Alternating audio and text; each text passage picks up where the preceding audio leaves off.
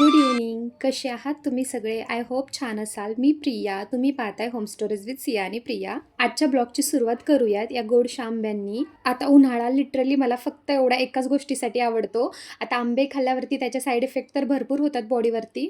भयंकर ॲसिडिटी होते, गरमीचे पिंपल्स येतात, पण तरी आंबे तर आवडतातच. आणि आज मी तुमच्यासोबत माझं इव्हनिंगचं रुटीन शेअर करणार आहे. आता पूर्ण घरामध्ये भरपूर असा राडा पडला आहे, कारण जवळपास 1 महिन्यापासून माझं घर बंद होतं.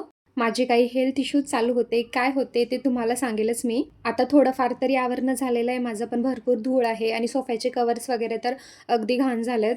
आता मला ते वॉश करून घ्यायचे आहेत.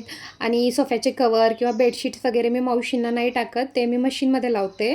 माझ्याकडे फुल्ली ऑटोमॅटिक मशीन नाही आहे, सेमी ऑटोमॅटिक आहे, जी माझ्या लग्नात दिली होती. त्याला भरपूर पाणी लागतं आणि मी ती अधूनमधून वापरते. आता सध्या जसं समर चालू आहे आणि आमच्याकडेही पाण्याचे थोडेफार प्रॉब्लेम्स आहेत, त्यामुळे म्हटलं चला आता थोडं 15 दिवस ॲडजस्ट करूयात. आता सिया मॅडम घरीच आहेत, त्यामुळे तुम्हाला अधनं-मधनं असं कॅमेरा पुढे दिसणारच आहे ती, त्यामुळे त्याला इग्नोर करा. आता हॉल क्लीन करून झाल्यावरती मी बेडरूममध्ये आली आहे आणि आता तुम्हाला पूर्ण बेडरूममध्ये फक्त सियाचाच पसारा दिसणार आहे, कारण आता समर चालू आहे आणि ती आहे घरी. आता सोबतच ती विअर केलेला ड्रेस पहा, सकाळपासून जवळपास 3रा-4था हा ड्रेस असणार आहे आणि तोच राडा पण इकडे तिकडे पडलेला आहे. ती चेंज केलेले ड्रेस, कुठल्या जुना पसारामध्ये तिला जर तिचे जुने ड्रेस भेटले किंवा जुनी खेळणी भेटली तर तिला 2 दिवस त्याच खेळणीसोबत खेळायचं असतं आणि तोच ड्रेस घालायचा असतो.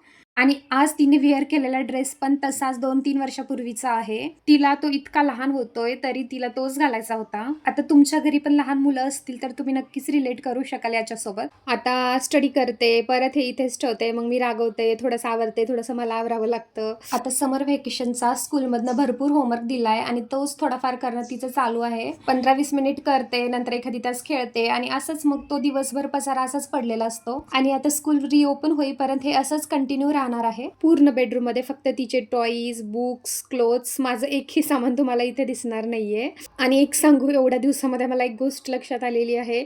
आता आपल्याला बऱ्याचदा असं होतं ना, या कामाचा खूप कंटाळा आलाय आणि मला रिलॅक्स पाहिजे, आराम पाहिजे वगैरे, तर लिटरली मी 1 महिन्यासाठी कंटिन्यू बेड रेस्ट होती माझी, कारण माझी सर्जरी झालेली. तर मला असं होत होतं की बस झालं, आता 8 दिवस झाल्यानंतर मला वाटू लागलं की नाही आता बस झालं, मला नाही झोपायचं, मला उठायचं, इकडे तिकडे फिरायचंय. त्यामुळे आपली हेल्दी बॉडी ही लाईफमधील सगळ्यात बेस्ट गिफ्ट आहे असो. आणि प्रत्येकाच्या घरामध्ये एखादी कॉर्नर असा असतो जो जास्त मेसी असतो, तसाच हा माझ्या घरातला कॉर्नर. आता कितीही नाही म्हटलं ना तर दिवसाच्या एंडिंग पर्यंत इथे भरपूर पसारा जमा होतो. आणि हे फोल्डेबल आहे. जेव्हा आम्ही फर्निचर करून घेत होतो तेव्हा प्रेस करण्यासाठी किंवा बुक्स वगैरे ठेवण्यासाठी म्हणून आम्ही करून घेतलेला आहे.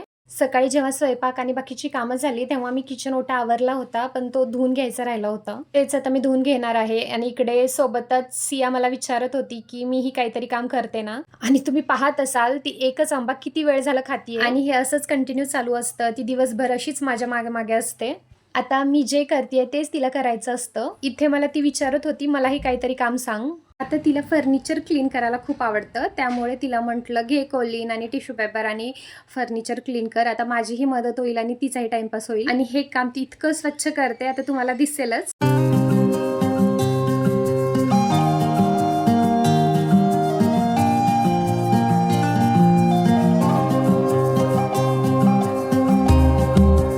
आता फर्निचर क्लीन करण्यासाठी खरंच हे टिश्यू मला तरी खूप हेल्प करतात, कारण जर क्लॉथ वगैरे त्याच्याने क्लीन केलं ना तर मला थोडं वियर्ड असा स्मेल येतो, पण याच्याने येत नाही आणि वॉशेबल पण आहेत. त्यामुळे मग मी मोस्टली फर्निचर क्लीन करण्यासाठी ते स्पेशली याचा यूज करतेच. ट्रॉलीज किंवा हॉलमधील फर्निचर किंवा मिरर्स वगैरे.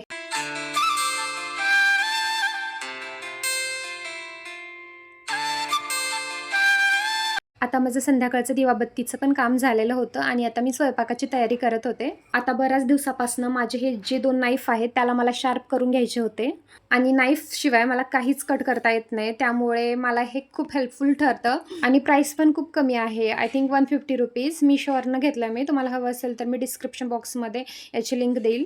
आणि लाईफचं असंच असतं, ज्या गोष्टीची आपण सवय स्वतःला करून घेतलो तीच सवय आपल्याला लागते. कारण मी पहिले कधीच बतई नाही वापरायची, मी विळती वापरायची. तेव्हा मला वाटायचं बतई वापरणं थोडंसं अवघड आहे, पण जवळपास आता 3-4 वर्ष झालं मला जशी बतईची सवय लागली आहे, तर मला साधा एक टोमॅटो किंवा कांदा पण नाही कट करता येत विळतीचा वापर करून. आता माझ्या संध्याकाळच्या स्वयंपाकाची तयारी चालू आहे आणि आमच्या इकडे मोस्टली संध्याकाळी ज्वार भाकरी असते आणि त्याच्यासोबत फळभाज्या नसतात. तर बेसन किंवा मुगाची आणि मेथीची भाजी किंवा मसुरीची भाजी, काय माहिती जसं माझं लग्न झालंय तसं आमच्याकडे मी तेच बनवलेलं पाहते आणि जवळपास आता मला पण त्याचीच सवय लागली आहे आणि मला पण तेच छान वाटतं. सकाळी फळभाजी असते आणि संध्याकाळी मग अशा भाज्या असतात आणि आज पण मी तशीच मुगाची भाजी बनवणार आहे मेथी टाकून. आता फर्स्ट टाईम आपला ब्लॉग पाहत असाल तर आपली ही ओळख वाढवण्यासाठी नेहमी आपले ब्लॉग्स पाहत जा. आपलं चॅनल सबस्क्राईब करा. आता मुगाची भाजी बनवताना प्रत्येकाची पद्धत वेगवेगळी असते. आज तुम्ही माझी पद्धत पहा.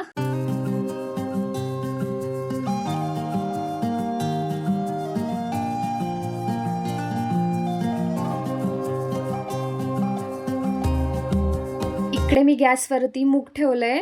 आता मी बऱ्याच वेळा डायरेक्ट पण मूग टाकते, थोडंसं पाण्यामध्ये सोक करते त्याला 10-15 मिनिटासाठी. पण यावेळी थोडंसं माझी आई जशी करते म्हणजे माझी मम्मी, तसं मी करायचं ठरवलं होतं. आणि जसं मी सांगितलं होतं माझी थोडीफार आता तब्येत ठीक नाही आहे आणि लगेच जास्त ओव्हरलोड नाही घ्यायचा मला. त्यामुळे मी माझ्यासोबत माझ्या आजीला घेऊन आली आहे. आता मी बाकीची कामे करेपर्यंत ती भाकरी करतीये आणि तिला जेव्हा कळलं की माझा व्हिडिओ चालू आहे तेव्हा ती लगेच डोक्यावरनं पदर घेतली. आता जवळपास 15 मिनिटामध्ये तिच्या भाकरी करून होणार. क्या झटपट आणि छान भाकरी बनवते ती आणि इव्हन दुसरी पण कामं खूप मस्त करते. आणि या एजमध्ये पण ती माझ्यापेक्षा स्ट्रॉंग आहे. मला अगोदर भाकरी अजिबात आवडायची नाही, पण आता मला फक्त भाकरी आवडते. मला चपाती खायचा कंटाळा येतोय. तुमचं पण असं होत असेल ना की एखादी गोष्ट अगोदर अजिबात आवडत नाही, पण आता तीच गोष्ट तुमची सगळ्यात जास्त आवडीची झाली आहे. आता जवळपास माझा पूर्ण स्वयंपाक झाला आहे आणि मी निवांत जेवण करणार आहे. आता हे सगळं आवरायला आणि उद्याची थोडीफार तयारी करायला मला इथनं पुढे अजून 2 तास लागतात. आता ही जी मूग दिसती आहे त्याच्यापेक्षा जी हिरव्या पाटीची मूग असते त्याची भाजी जास्त चविष्ट होते आणि हेल्थसाठी पण छान असते.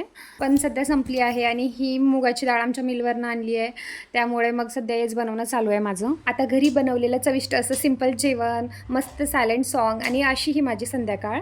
चला भेटू नेक्स्ट ब्लॉगमध्ये. आजसाठी बाय.